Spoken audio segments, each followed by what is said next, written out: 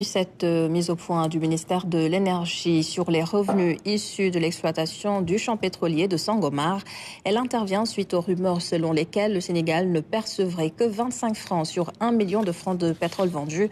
Le directeur général des hydrocarbures affirme que 75% de la production totale sert à rembourser les dépenses faites depuis la phase d'exploration à l'exploitation et 25% sont distribués entre l'État et les partenaires. Aminata Mengfandiaye nous en parle dans la rubrique économie. Les revenus tirés de l'exploitation du champ pétrolier de Sangomar suscitent un débat dans l'espace public. Certains soutiennent que le Sénégal ne percevrait que 25 francs sur 1 million de francs de pétrole vendus. Des allégations que refute le ministère de l'Énergie et du Pétrole, qui estime que ces informations reposent sur une confusion entre les recettes brutes tirées de la vente du pétrole, les mécanismes de récupération des coûts du projet et le partage des revenus tels que définis dans le contrat de recherche et de partage de production. Dès le départ, on n'a que 75% de toute la production qui va servir dans un premier temps à rembourser les dépenses qui ont été faites depuis la phase d'exploration jusqu'à la phase d'exploitation. Et 25% va être redistribué entre l'État et les partenaires. Et là aussi, il y a un mécanisme de partage de la production qui est mis en place. Donc ces 25% en réalité, ce sont les bénéfices du projet. Donc vous avez les revenus. Sur les revenus, on enlève les dépenses, naturellement, pour rembourser l'investissement. Et ensuite, ce qui est 25% qui reste, ce sont les bénéfices du projet. Et c'est ces bénéfices-là qui vont être partagés entre l'État et le groupe contractant, composé de Petrosen et de Woodside. Alors, comment ils se partagent ? Ces 25% également, il y a un mécanisme donc, de partage de la production qui est au niveau du code pétrolier. Donc, qui est par tranche de production.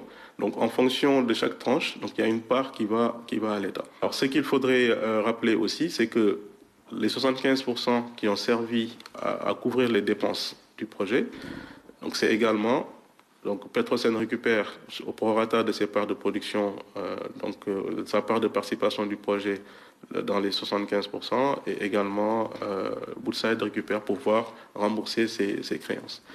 À titre d'exemple, au cours du premier trimestre 2026, la production du champ de Sangomar s'est établie à 8 963 359 barils pour une valeur brute de 759,2 millions de dollars.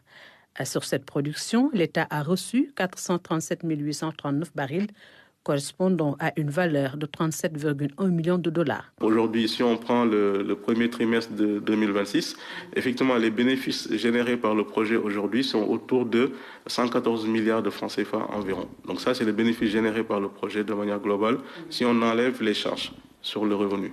Donc, et sur ces 114 milliards, l'État a récupéré, donc si on prend la part de l'État plus la part de Petrosen, donc à travers le mécanisme de partage de production, plus la partie l'impôt sur les sociétés, plus toutes les taxes, c'est au minimum 57% du bénéfice qui est revenu à l'État et à Petrosen.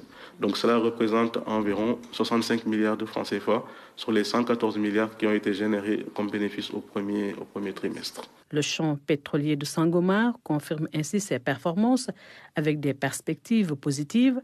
Le démarrage de la deuxième phase est envisagé pour accroître les réserves exploitées et augmenter les revenus du Sénégal. Plus on augmente la production, plus on accélère, on va pouvoir accélérer le remboursement des charges. Et en accélérant le remboursement des charges, ça nous permet de générer de plus en plus de bénéfices pour l'État. Donc je pense qu'il faudrait qu'on s'inscrive relativement dans cette démarche, à aller vers les phases futures de ce projet pour déjà maintenir le niveau de production, voire l'augmenter avec les installations qui sont déjà sur place, qui ont déjà été amorties une partie. Donc, de manière plus globale, aujourd'hui, la stratégie de l'État est très orientée de la rente vers la valorisation.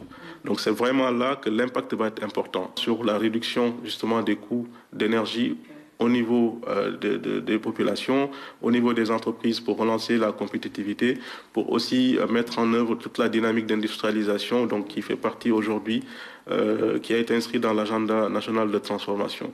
Le rapport trimestriel d'exécution budgétaire montre également une progression des recettes fiscales portés notamment par l'impôt sur les sociétés pétrolières.